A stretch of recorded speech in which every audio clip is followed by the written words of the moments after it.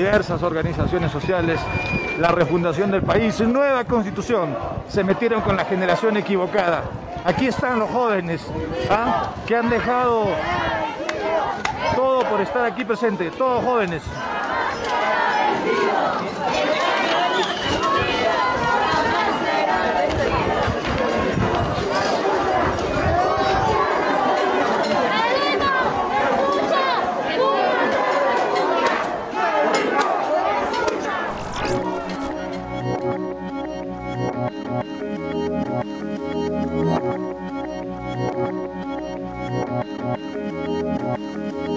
Vamos a seguir anengando, vamos a seguir saliendo, así nos maten en las calles como unos descarados que han demostrado ser. Vamos a seguir existiendo, vamos a seguir resistiendo y organizando nuestra rabia. Ni una menos. Es momento de seguir construyendo un mundo distinto en el que podamos convivir en armonía. Es momento del buen vivir. Ay, ay, ay. Así vamos a desactivar más que bombas. Vamos a desmantelar su sistema. Qué hermoso suena, ¿no? Hola Perú y el mundo. Somos Nico Martínez y Omar Beretta y juntos hacemos este podcast para el colectivo Cuarto Mundo. Ellas, ellos y ellos son la generación del bicentenario y están cambiando el mundo. Dedicamos este episodio a la memoria de Inti Sotelo y de Brian Pintado. Porque cuando una hermana, un hermane, un hermano cae luchando, es asesinado luchando, jamás muere. Vive en el interior de nuestros corazones. Como todos los fenómenos políticos, nunca son sucesos aislados. Así que, para poder entender lo que está pasando en Perú, le pedimos a nuestro amigo Miguel que nos cuente cuáles son las instancias previas que desencadenaron en estas acciones del pueblo peruano. Todo empezó con la elección presidencial del 2016, donde ganó PPK sobre Keiko Fujimori. Desde ahí la relación entre el Poder Ejecutivo y Legislativo fue tensa y el inicio de todo el caos fue la destitución o la censura que hicieron los congresistas al ministro de Educación.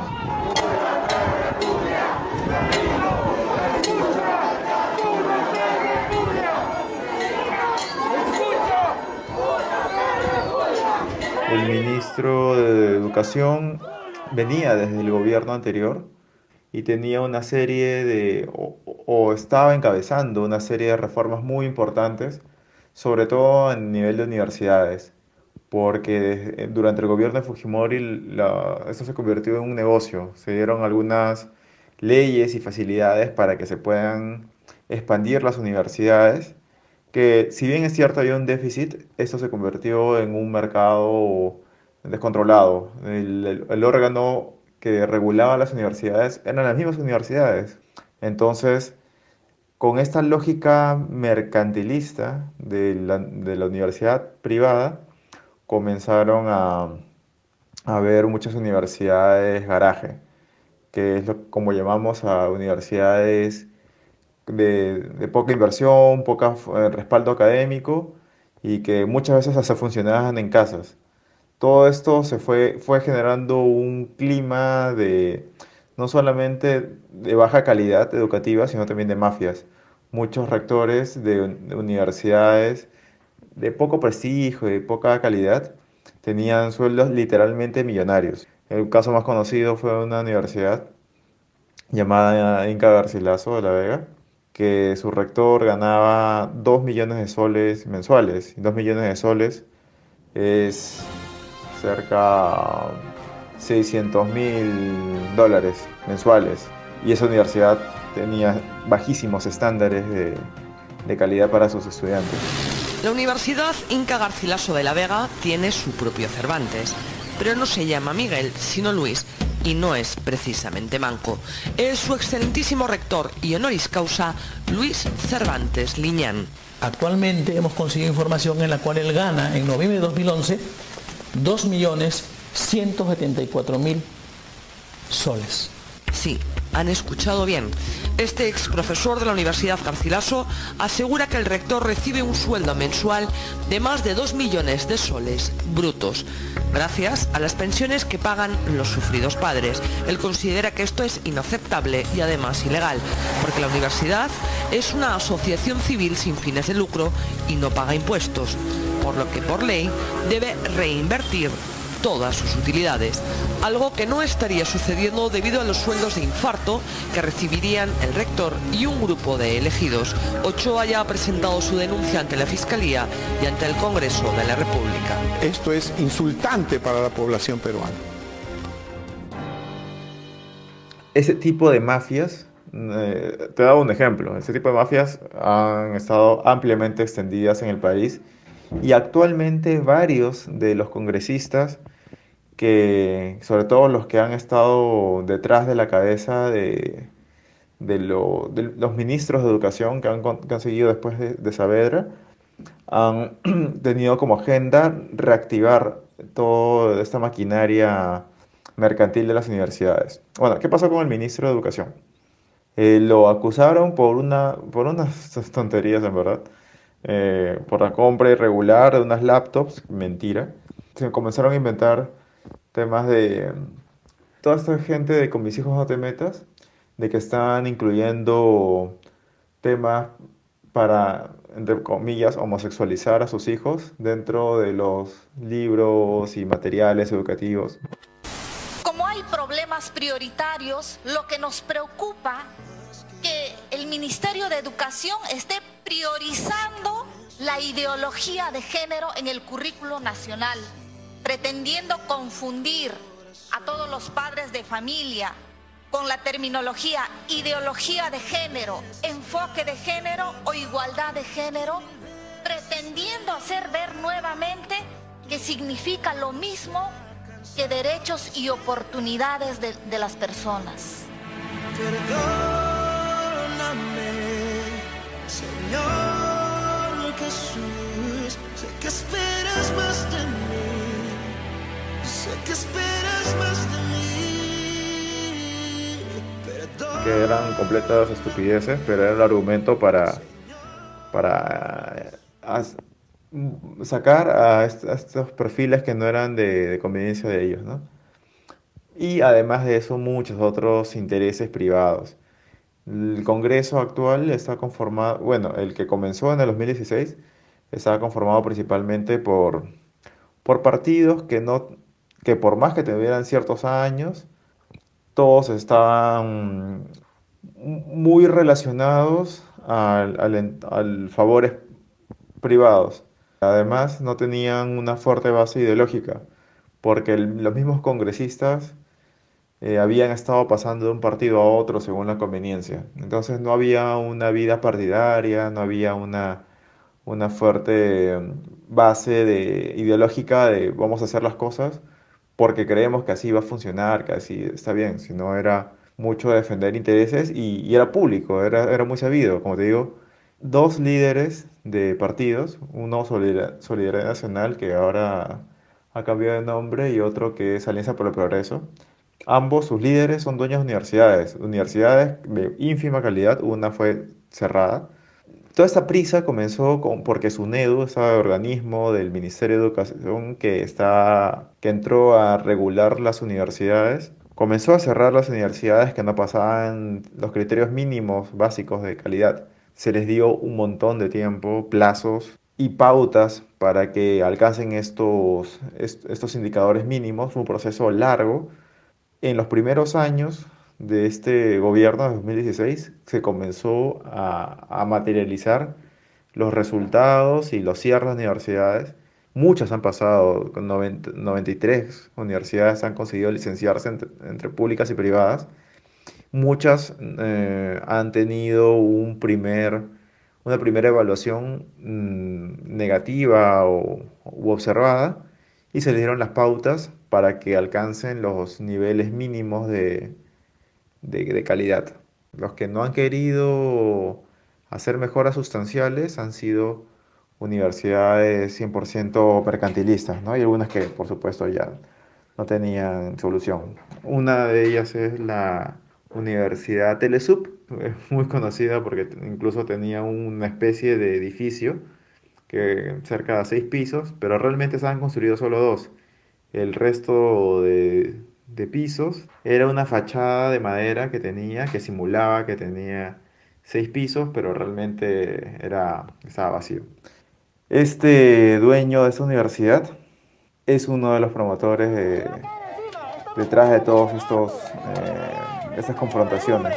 Estamos atentos, nos estamos vigilando. Y a la primera tontería que hagan, les vamos a caer encima. Somos más de 30 millones de peruanos que estamos hartos. Por supuesto, Keiko Fujimori tuvo un protagonismo mucho mayor en la primera parte de ese periodo electoral. ¿Y qué pasó? Ya es sabido que el Congreso, avivado con haber podido tener una vacancia por el ministro Saavedra, comenzó a ir por más. Vio de que el gobierno no iba a responder de manera tajante defendiendo a sus ministros, y se empoderó y comenzó a atacar sistemáticamente al gobierno, y comenzaron a buscar casos viejos, ya prescritos incluso, contra PPK, y constantes procesos de vacancia, uno tras otro, hasta que finalmente Pedro Pablo Kuczynski decidió renunciar. Queridos compatriotas, el 28 de julio de 2016 asumí, por mandato del pueblo, la presidencia de la República, la cual he venido desempeñando, dando lo mejor de mí, a pesar de la constante obstaculización y ataques de los cuales he sido objeto por parte de la mayoría legislativa desde el primer día de mi gobierno. Así tomó cargo Vizcarra. Hay muchas conjeturas, historias respecto a que Martín Vizcarra coordinó con estos congresistas la salida de PPK o la presión para que salga. Sin embargo, PPK, o Pedro Pablo Kuczynski, renunció, finalmente no fue vacado. Pero bueno, es algo que es importante, porque si es que hubieron estos vínculos, estas promesas, estas coordinaciones entre los excongresistas y Vizcarra al poco tiempo se dio cuenta de que era un camino que no tenía mucho futuro, ¿no? Y comenzó a actuar a espaldas de esos supuestos compromisos. O sea, actuó a espaldas de ellos, pero a favor del país. Entonces, esto no le gustó a los congresistas y comenzaron un proceso muy hostil de ataque, ¿no? Que fue la continuación del ataque que le habían hecho a PPK en su tiempo, liderado por Keiko Fujimori y su partido. Vizcarra sí usó las herramientas constitucionales para defender a sus ministros y sus planes de gobierno, y eso llevó a una fórmula constitucional para cerrar el Congreso, para que es un recurso, una bala de plata que tienen los presidentes, para que los congresistas no puedan infinitamente ponerle trabas, ¿no? Se hizo la disolución del Congreso, se convocaron nuevas elecciones, y aquí fue el error de Vizcarra. La primera parte de la fórmula fue correcta, cerrar el Congreso y hacer como un reseteo. El problema estuvo en las elecciones, ya que él se mantuvo como ajeno a las elecciones, no salió un partido ni nada por el estilo, y ante una falta de claridad de los electores, que el elector peruano no tiene una buena oferta electoral, ni tampoco tiene mucho conocimiento de la oferta electoral ni de criterios para votar, ya que hay demasiadas listas de congresistas y presidentes en general. Actualmente hay como 20 y tantas. personas muy desconocidas y en verdad el tema político aquí no se ha llevado por el lado educativo, se ha llevado sobre todo por el lado del escándalo y las confrontaciones. Entonces los nombres en verdad no dicen mucho. Entonces sucedió esto. A falta de mayor información y de qué iba a convenir o qué partidos iban a hacer la diferencia para que no se repita lo del primer periodo, volvieron a salir partidos muy similares. Solo el gran castigado fue Fuerza Popular y el APRA, que fueron como que los abanderados de todo lo malo de la primera parte. Sin embargo, comenzaron a tener más fuerza otros malos también, que habían sido aliados de ellos, pero menos famosos. Y han estado maquinando con todo este tema de Odebrecht y el caso Lavallato, de las empresas constructoras brasileñas. Han estado involucrando con evidencias que algunos dicen que son consistentes, otros de que en verdad son solo declaraciones, no hay pruebas de nada. Pero bueno, han estado insistiendo todos los domingos con los programas de reportajes, con datos bomba, que involucran más o embarran más a Vizcarra con haber recibido coimas mientras fue gobernador regional en una ciudad del Perú. Porque ayer Panorama presentó unos documentos que lo tengo, es el informe de CONIRSA, ¿no es cierto? Y que demuestra que el presidente Martín Vizcarra mintió. Y su empresa fue proveedora para Odebrecht y la Interoceánica. No, en absoluto.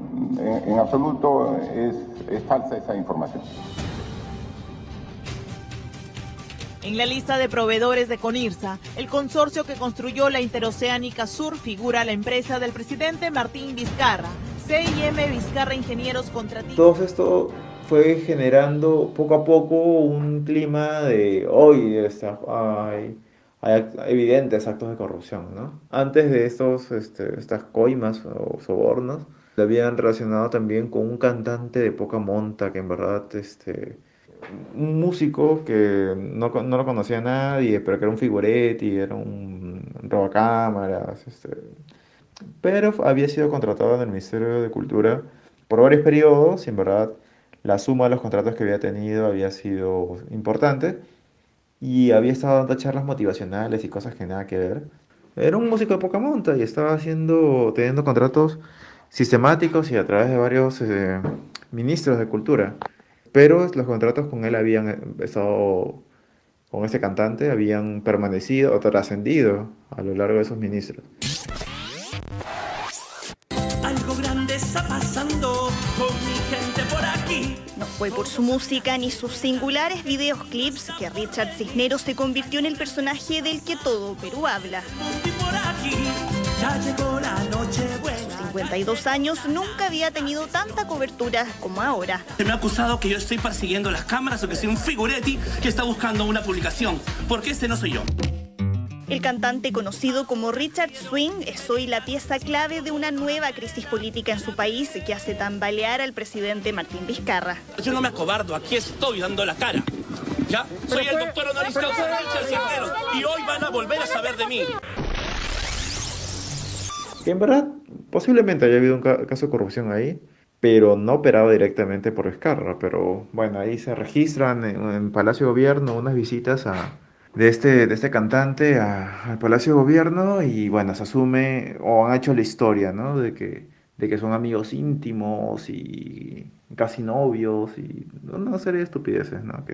que son inverosímiles, solamente lo creen este grupo, ¿no? que representa el Congreso y que es una mezcla de todo, entre conservadores, entre mafiosos, entre todo lo que el grupo que fue armándose en contra de las mejoras de las instituciones. Son un grupo heterogéneo, pero principalmente de derecha. También hay un partiducho llamado FREPAP, que son unos fanáticos religiosos que se visten como personajes bíblicos. No recuerdo, vienen de la selva, tienen ahí una especie de pueblito o algo así. La mayoría no tiene preparación política ni nada por el estilo, pero son muy carismáticos y bueno. siempre habían sido como que las reír de la gente y sorprendieron teniendo una buena participación, un buen número de congresistas en esta nueva elección. Despierta Perú, despierta, escucha esta alternativa, el prepago gobernará con el agro al poder, el prepago gobernará con el agro al poder. El Perú es privilegiado, Cieneguilla cuna del prepago, con el líder y presidente, el señor Ezequiel Jonás, con el líder y presidente, el señor Ezequiel Jonás. Y bueno, y ellos han votado también a favor de la vacancia. ¿Cuáles son sus intereses? En verdad son muy difíciles de leer porque se venden o se han tratado de posicionarse como que están con la palabra de su Dios, que no estoy seguro quién sea su Dios, y de los pobres y de los sobre todo una agenda agro, pero en verdad como han votado más como de derecha, rancia. Entonces en verdad han surgido estos perfiles muy raros, ¿no? Es muy heterogéneo este grupo mafioso que está en el Congreso, son la mayoría en el Congreso, y que han estado detrás de esta vacancia, a Vizcarra. Bueno, continuando la historia, me fui un poco. Comenzaron a armar esa historia primero con el cantante, luego con el tema de los sobornos, coimas que había recibido supuestamente Vizcarra. Y hay un artículo en la Constitución que plantea cómo es que se puede hacer una vacancia a un presidente. Entre algunos criterios que en verdad son sobre todo limitaciones físicas, muerte o cosas por el estilo, de cómo se da la sucesión, hay un capítulo, una parte del texto que dice incapacidad moral permanente, que está junto con discapacidad o incapacidad física y demás, y todo eso permanente. Entonces, en verdad, la incapacidad moral ha sido un término muy gaseoso que han utilizado estas personas para decir, bueno, cometer actos de corrupción, incapacidad moral permanente. Entonces, nada que ver. Algunos constitucionalistas interpretan esto como una discapacidad mental. Pero bueno, así se hizo. Vizcarra presentó al Tribunal Constitucional una solicitud para que esclarezca qué es incapacidad moral permanente. El Tribunal Constitucional, en verdad, más o menos, está dividido entre 3 conservadores que están muy afines al Congreso, 3 que están más acorde a la razón y al Estado de Derecho, y hay uno que de cuando en cuando se va por un lado, de cuando en cuando se va por el otro, suele hacer votos muy controversiales.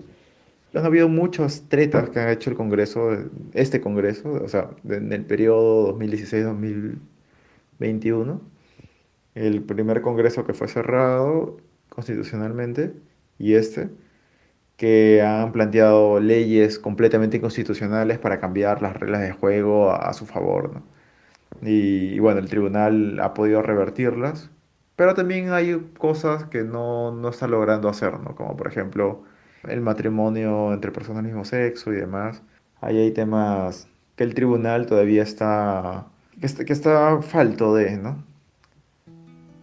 Con un criterio súper raro, en el primer intento de vacancia contra Vizcarra de este nuevo Congreso, el tribunal dijo, bueno, creo que no llegan los votos, entonces ya no vamos a esclarecerlo. Realmente no se llegaron a los votos, pero fue un criterio súper raro. Ahí hay algo pendiente que investigar, ¿no? Pero bueno. Todavía tienen pendiente hacer este esclarecimiento. Sí ingresó, pero no como algo urgente, por ese criterio que te cuento. Y mencionan que bueno, van a tomarse su tiempo, y en verdad habían ya otros intentos de vacancia que no se llegaban a los votos, pero esa vez sí se llegó, en verdad a todos nos agarró frío, fríos, ya nos habíamos acostumbrado a que sea una falsa alarma, ¿no? Contra todos los pronósticos, la democracia peruana cambió de rumbo. Con 105 votos de 130 disponibles, 105 votos a favor, fue destituido el presidente Martín Vizcarra. Me debo al pueblo peruano. Durante toda mi gestión siempre actué de la mano de la ciudadanía. Al enfrentar a la corrupción, al promover el referéndum, al impulsar las reformas institucionales, ha sido el pueblo peruano mi mayor respaldo y fortaleza. Esta noche, el Congreso de la República ha votado por la vacancia presidencial. La historia y el pueblo peruano juzgarán las decisiones que cada quien toma.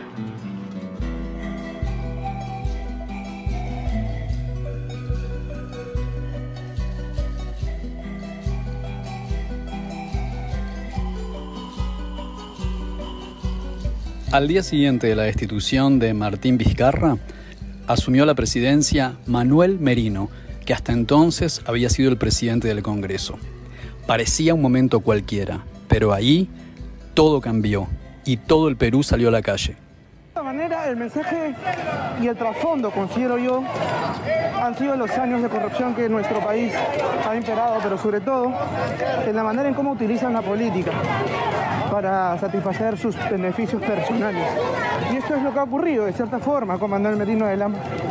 Una vacancia utilizada como un arma política para poder llegar al poder. Desde Cuarto Mundo notamos que con la vacancia de Vizcarra y la asunción de Merino, hubo una explosión en las redes de todos nuestros compañeros y aliados en Perú, y que fue transversal a las disidencias, a las más o menos involucradas políticamente, transversal a todas las edades, pero muy fuerte dentro de la juventud, en la costa, en la sierra y en la selva, y que rápidamente se organizaron todos para salir a ponerle el cuerpo y resistir a la policía.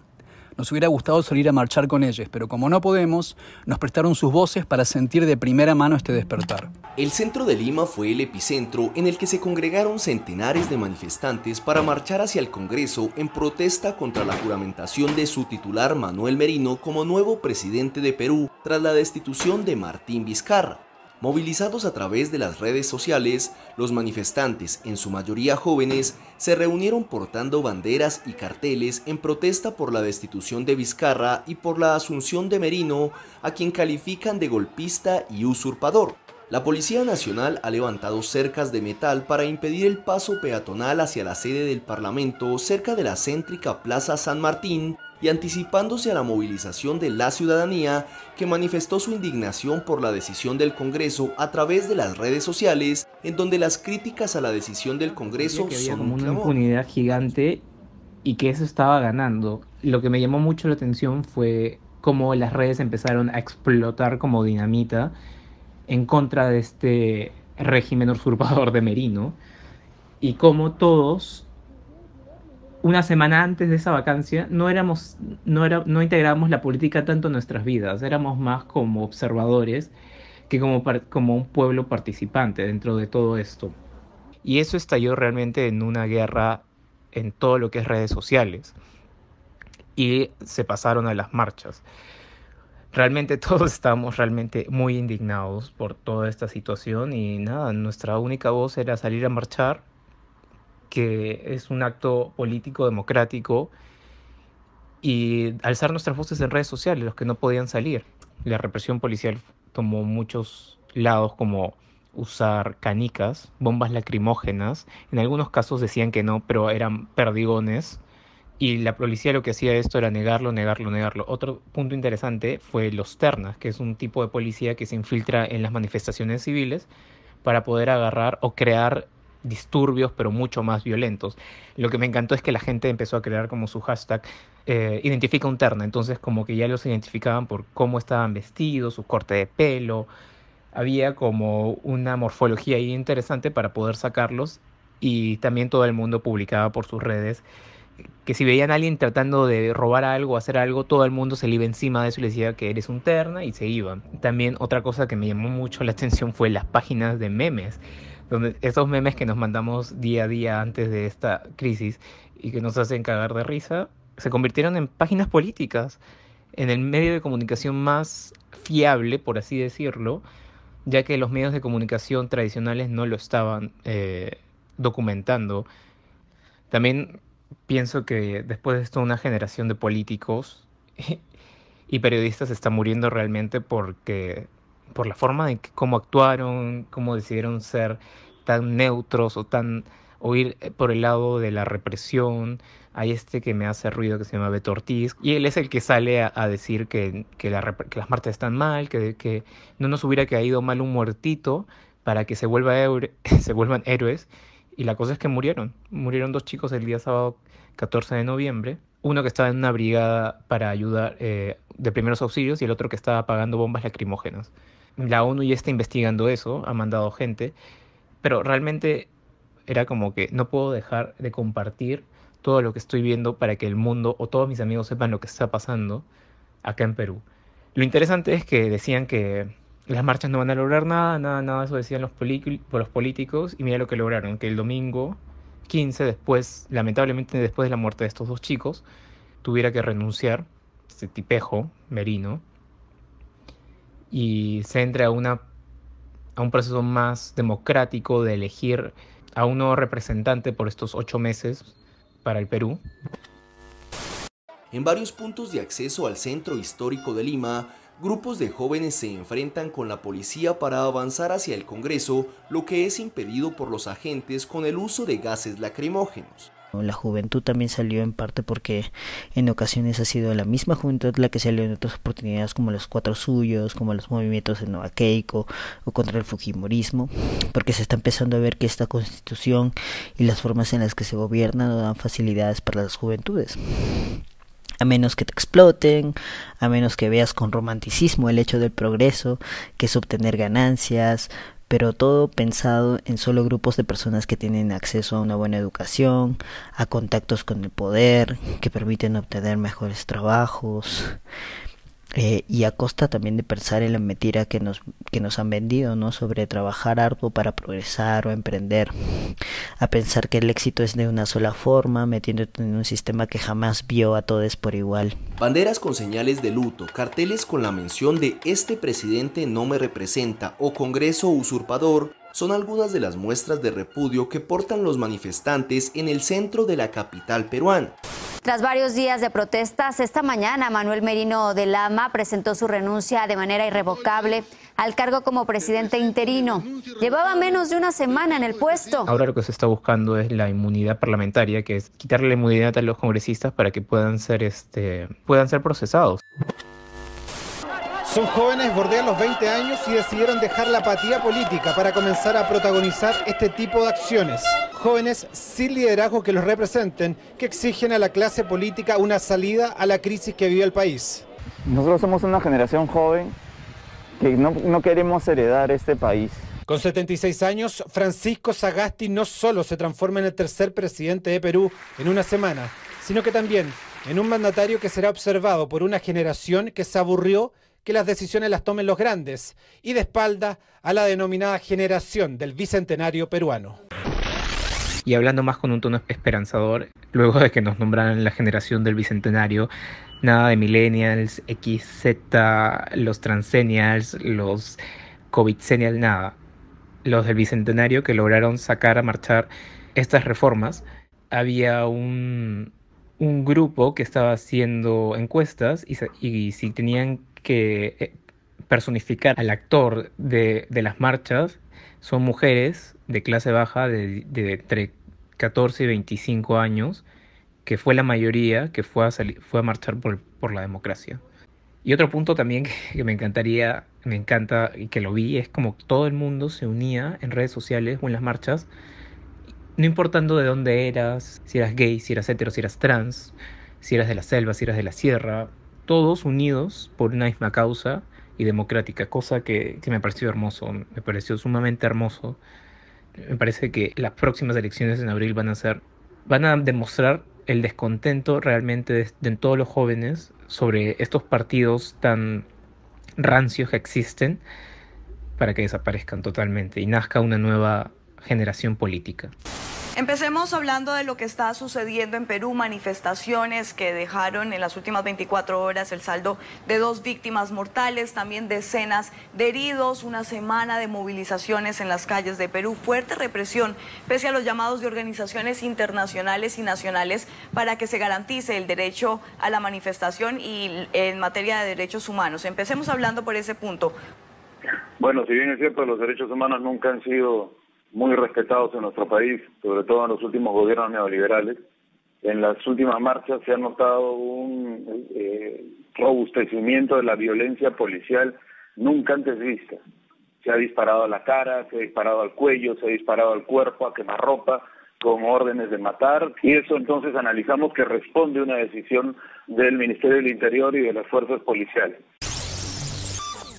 Para comprender cómo afecta a las disidencias sexuales y de género toda la coyuntura y la crisis económico-política que está viviendo el Perú en estos momentos, hay que entender que antes de que esto estallara, ocurrieron bastantes cosas que afectaron a nuestra población y que al mismo tiempo pronunciaron esta deslegitimidad que actualmente tienen las fuerzas políticas del país. Lo que vivimos ahora es la dimisión de Merino por toda la movilización y marcha multitudinaria que ocurrió en esta semana, segunda semana de noviembre en Lima y en todo el Perú.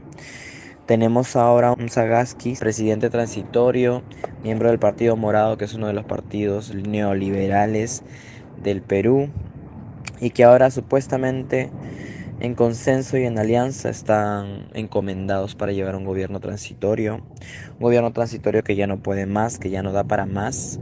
La calle está exigiendo la nueva constitución, está exigiendo asamblea constituyente, está exigiendo que la misma gente que se está repartiendo el poder y la mermelada y la corrupción en el Estado deje de estar en ellos, porque estamos hartas de las reglas de juego que siguen favoreciendo a las AFP, a las grandes empresas. Incluso eso ha sido súper evidente en la época de cuarentena, porque la población ha estado prácticamente sola.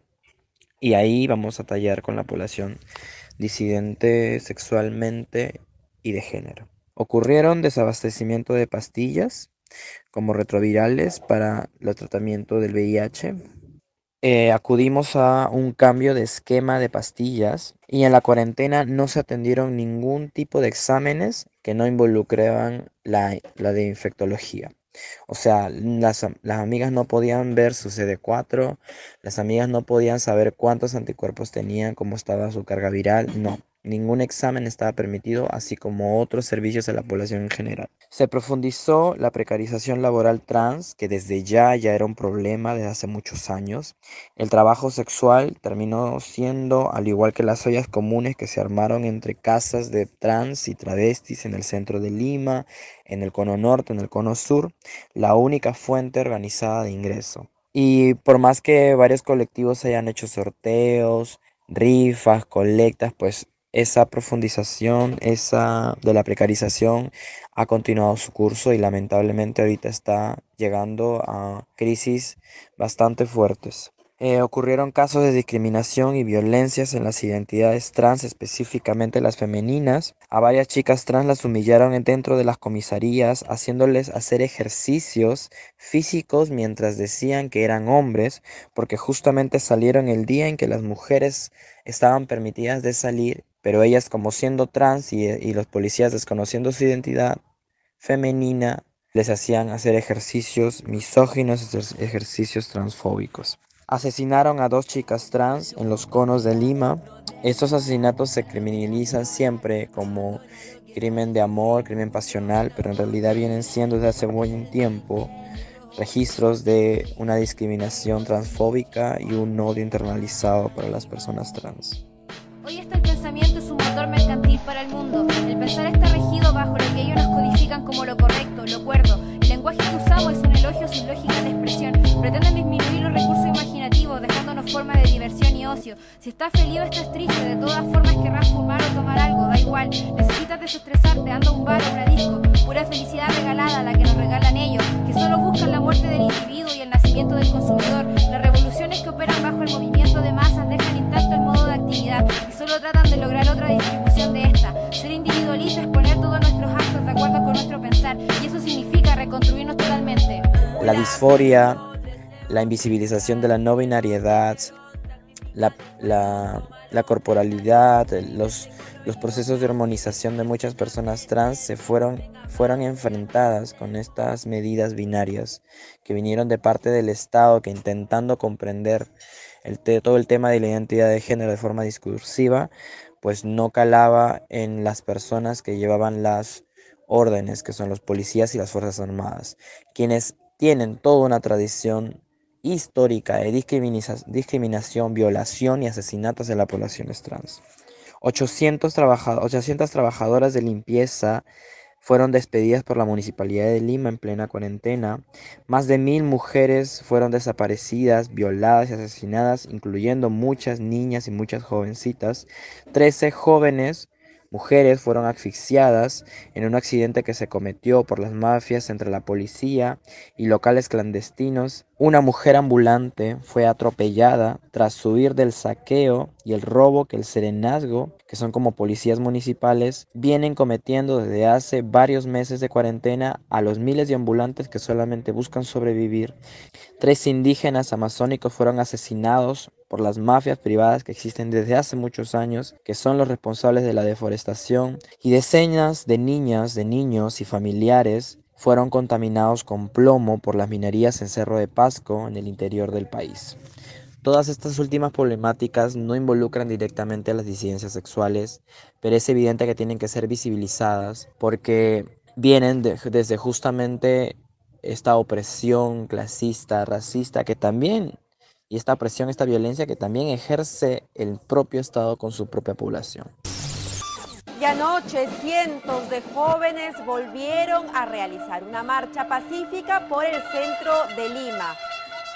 Ellos exigían un gobierno libre de corrupción y justicia, sobre todo justicia para las familias de Inti Sotelo y Brian Pintado, estos héroes de la generación del Bicentenario. Las marchas no han cesado. Todavía hay mucha expectativa por las decisiones que se vaya a tomar una vez asumida la presidencia por parte del señor Sagasti.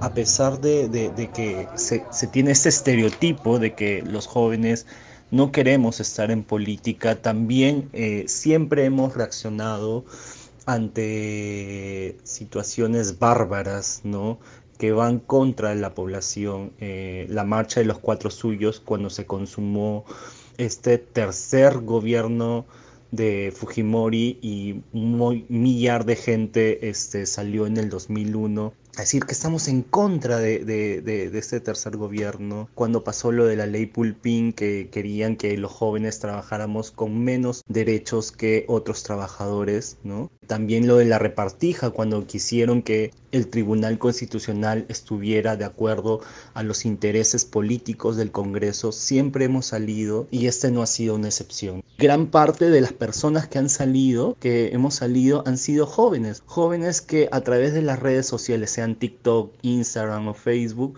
o WhatsApp, ¿no?, se han estado comunicando al respecto y teniendo como que cierto norte en común, ¿no? Proteger la democracia del Perú y decir que este Congreso no nos representa. Y desde las disidencias, a pesar de que no hubo una organización formal, ¿no?, creo que somos llamados a la calle. Yo mismo, cuando he ido a las marchas, he procurado juntarme con gente con la que yo sé que tenemos el mismo horizonte político, que nos vamos a proteger y que luchamos también por la democracia. Y bueno, yo estuve siguiendo toda la cobertura, y una de las situaciones que más me sorprendió fue que En un momento dejaron pasar a varios protestantes con la bandera y los hicieron sentar al frente del Congreso como diciendo ya bueno, ya han llegado aquí, pero lo que en verdad estaba pasando es que la policía se estaba preparando, estaba trayendo refuerzos y estaba trayendo más bombas lacrimógenas y las tiró allí y también perdigones, ¿no? Porque se vieron las armas de fuego. Eso fue una emboscada, una trampa hacia esas personas que llegaron hasta el Congreso, ¿no? Una lluvia torrencial de cohetes, de bombas lacrimógenas y perdigones de goma caían contra los grupos de manifestantes que en Lima marchaban por la avenida Abancay hacia el Congreso. Es la quinta noche en la que las fuerzas de seguridad reprimen violentamente las manifestaciones espontáneas con las que decenas de miles de peruanos muestran su rechazo al nombramiento de Manuel Merino como presidente transitorio del país tras la destitución de Martín Vizcarra. Bueno, el resultado de esa fatídica noche del sábado, domingo de madrugada, es que hubo 2 muertos. Durante varios días hubieron muchos desaparecidos que fueron apareciendo. Es vivir en un espacio de zozobra que no me imagino que en otros países como Chile, donde han tenido 8 meses de protesta, 30 muertos, varios heridos, varias personas que han perdido los ojos, que ahora hace poco Chile aún sigue en esta represión con los malditos pacos, los malditos policías y carabineros de Chile que no les importa quiénes están ahí, simplemente disparan a mansalva y es un problema que se vive creo que en el mundo entero, ¿no? Como la policía no es una organización, una institución que protege a sus compatriotas, a los pobladores, a los ciudadanos de donde los protegen, ¿no? Sino que se enfocan en dispararlos, en reprimirlos, ¿no? En contra de la inconstitucionalidad que está provocando Merino, ha asumido la presidencia, no es nuestro presidente. Tengo demasiados sentimientos encontrados. Es increíble lo que hemos vivido estos últimos días. Siento rabia al ver cómo una vez más la clase política tradicional, golpista, corrupta y asesina, subestima a la ciudadanía. Me imagino a todos esos congresistas investigados, corruptos, asesinos y golpistas riéndose. Me los imagino planificando el golpe de Estado. Esos no van a durar. Saldrán un par de días y se van a cansar después que nadie les haga caso. Y es cierto, los primeros días salimos muy pocas personas. Recuerdo que cuando se produjo el golpe de Estado y eligieron a Merino para presidir el país, estaba terminando de dictar una clase. Fui lo más pronto que pude hacia Abancay. Esa noche se movilizó gente indignada, pero también incrédula porque no pensamos que nos iban a ver la cara una vez más de esa forma tan descarada. Y sí, fuimos pocas personas. Al otro día salimos muy temprano a entregar nuestra vida por el país, por nuestro futuro, por el de nuestros pares. Y había muy poca gente, porque no toda la ciudadanía podía ir a protestar. Pero creo que hubo algo clave. No contaban con la generación del bicentenario, con los centennials, con el TikTok y todas las redes. Yo fui todos los días y en medio de todos estos días han habido momentos muy complicados y muy bellos, muy tristes y también alegres. Momentos difíciles como cuando nos tiraban bombas lacrimógenas, tristes como la pérdida de Inti y Brian, 2 jóvenes que se inmortalizaron en las calles y en la historia, una historia llena de lucha, delineada por voces juveniles, llena de colores, llena de mujeres, llena de migrantes. A pesar de todo lo difícil que fue, logramos hacer que renuncie Merino, logramos que sus ministros dejen sus carteras y que los medios de comunicación masivos compartan lo que realmente venía sucediendo. Sin embargo, esto aún no ha terminado. Ha sido lindo ver cómo cada vez más gente se tomaba en serio la lucha por una democracia real, plena y efectiva.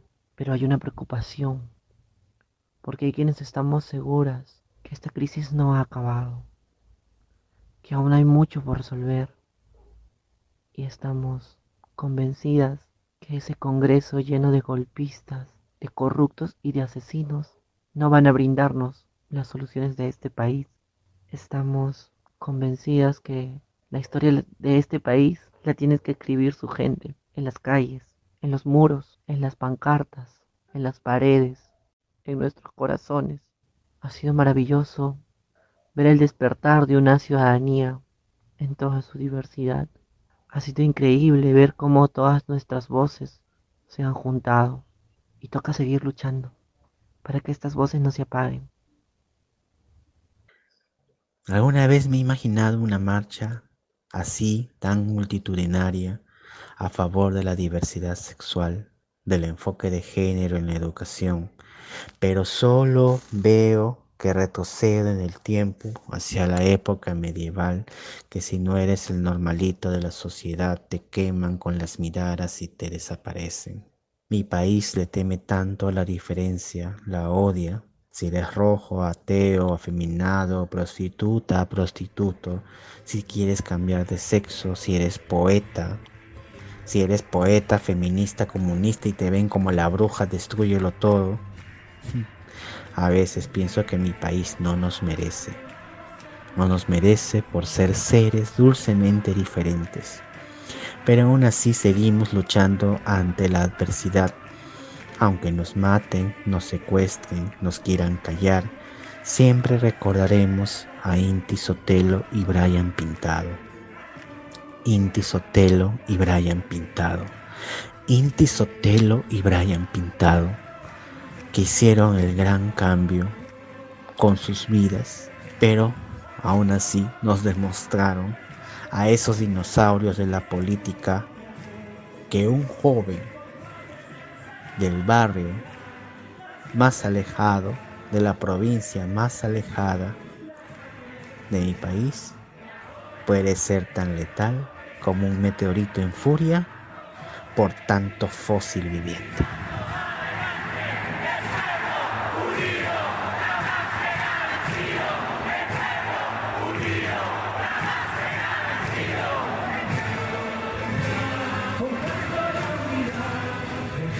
Y después vino lo de Chile, ¿no? Esas manifestaciones de Chile que lograron que se hiciera el cambio de la Constitución. Entonces ahí también estuvimos pendientes, lo vimos, hubo rebote en redes aquí en Lima. Entonces yo creo que después de esas previas, la gente no le tuvo miedo a manifestarse por el COVID, ¿no? No fue un impedimento, principalmente eso, o sea, que la gente también estaba harta de los robos, harta de esta burla que es la política peruana. Eso también los incentivó, nos motivó, porque yo también fui parte de esto. Y el miedo, ¿no? El miedo, porque mucha gente cree que un golpista no está solamente 5 meses, 6 meses, sino que muchos creemos que este gobierno pretendía quedarse muchísimo más tiempo y ser un gobierno de dictador. Ha habido protestas en todos lados, desde Tumbes, que es el norte del país, el lugar de origen del golpista Merino, el que intentó ser nuestro presidente, hasta Tacna. Y en muchas partes del mundo también han ido personas que viven afuera, a las embajadas, a los parques principales, a manifestarse y a dar muestras de solidaridad. Antes la prensa nos manipulaba, nos desinformaba y era el único acceso a comunicación que teníamos, pero ahora las redes nos movilizan, nos informan, hay muchísimos medios, muchísimas personas dedicándose a informar ahora sobre política. Estamos denunciando también a la prensa basura, a la prensa aliada de estos políticos que han sido comprados. Yo personalmente estoy denunciando a un canal que se llama Willax por presentar información falsa a través de la Sociedad Nacional de Radio y Televisión. Entonces creo que esa nueva generación está cansada de todo, ¿no? Ahora no va a permitir nada. También es importante que sepas que aquí no hubo daños al monumento. Son unas pequeñas pinturas que hicieron, pero aparentemente lo hizo el grupo de la oposición para desprestigiar las marchas y a los manifestantes. Pero acá los mismos jóvenes protestantes protegieron los monumentos escultóricos con papel film, y de eso también estoy muy orgulloso, porque eso demuestra que también nos preocupamos por nuestro pasado, por nuestro legado.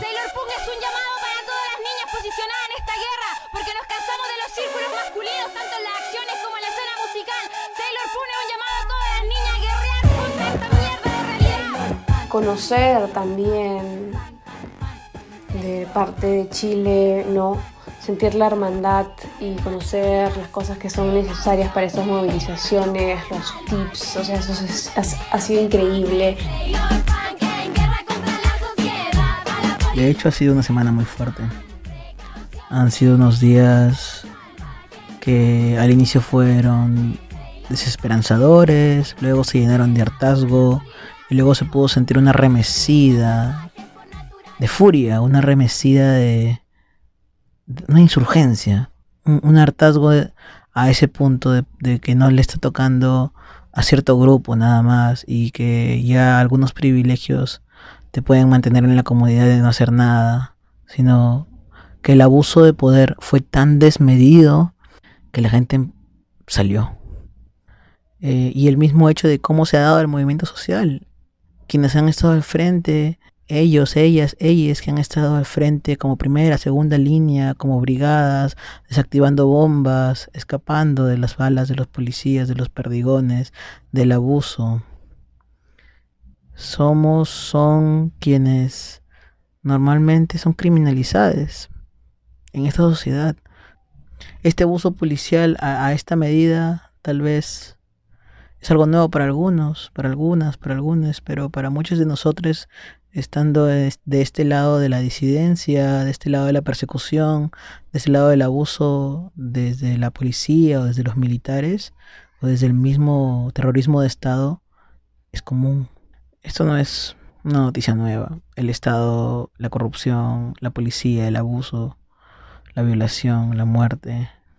Creo que desde ahí parte una reflexión para mí de retomar el poder, pero como colectivo, para transformar la realidad y recordarnos que en colectivo podemos cambiar cosas, como darnos cuenta ya que este quiebre se ha dado porque no se puede más, y que este quiebre, así como fue urgente que se dé, es urgente tomar acción ante este quiebre y empezar a cuidarnos. Como decía un cartel en la marcha, somos la generación que desactiva bombas, no las que las lanzan. Estamos aprendiendo otra forma de luchar y estamos encontrándonos también en esta otra persona que está luchando. Va a tocar salir de espacios de comodidad, va a tocar salir de espacios de privilegio, va a tocar salir de un montón de lugares, sobre todo quienes aún están entendiendo qué está pasando y diciendo como que raro, la policía nos cuida. No, la policía no nos cuida. La policía no existe para cuidarnos, existe para reprimirnos, para separarnos, para criminalizarnos. Es tiempo de meterle esta fuega, este poder disidente, afroindígena y todas las otras luchas y fuerzas juntos, juntas y juntes.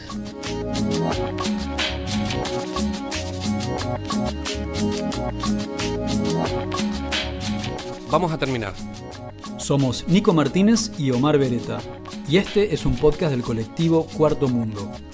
Seguinos en Facebook y Twitter, @putoelquelee108. Y en Instagram, @censurado108. La cortina musical de nuestro programa es el tema Zona Roja de Mnesis. Agradecemos especialmente a Octavio Linares, responsable de nuestra tecnología en sonido. A Nico Granada y al equipo del Surtidor por la edición. Para toda Sudamérica, educación sexual integral y laica. Hasta la próxima.